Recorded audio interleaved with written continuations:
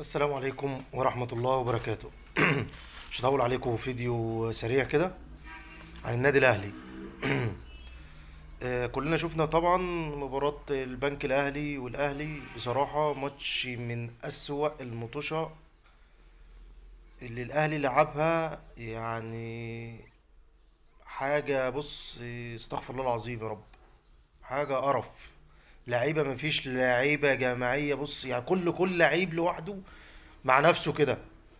مفيش غير الوحيد اللي كان بيلعب تريزيجيه. حتى التشكيله تشكيله زفت. مدرب، بص، يعني حاجه كده، يعني ما عادش فيه تفكير. يعني هو لسه خام، التفكير بتاعه وقف. مفيش تفكير، مفيش. زي ما يكون كده، يعني ايه، كل التفكير اللي عنده راح، ما عادش عارف يفكر يعمل ايه قدام البنك الاهلي. استقبل هدف في اول ربع ساعه، وبعد كده مفيش حاجه خالص، ما عادش عارف يعمل ايه. في الاواخر، في اخر 10 دقايق ولا ربع ساعه، منزل ديانج، ومنزل هاني، ومنزل المهاجم الجديد، وحاجه قرف. وحتى المهاجم نازل لسه مضيع جون ما يضيعش. مفيش ده، مش جون يضيع، ده انت لوحدك. انت عايز ايه تاني؟ يعني كنت هتخش قلوب الاهلاويه بقى والجمهور، ويقول لك هو ده ومش هو ده. هو ده المهاجم اللي الاهلي كان بيدور عليه، هو ده المهاجم اللي مفيش.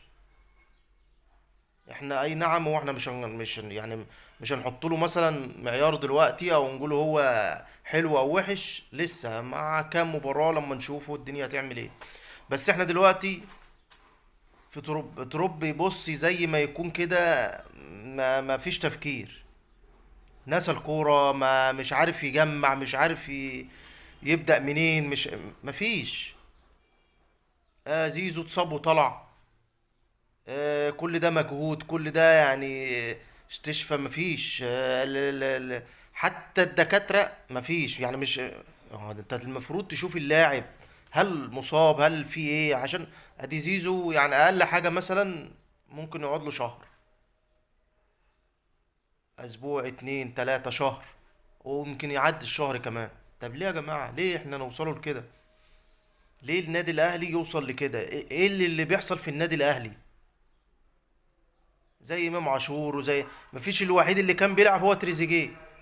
حتى الجون انفراد، يعني هو اللي عمل الكوره. كام كوره كده ودي جت جون. يعني لو هو ما جابش الجون، مين اللي هيجيب الجوان؟ يا جماعه لازم الاهلي يركز شويه. اشتراك للقناه وتفعيل الجرس يوصلك كل جديد.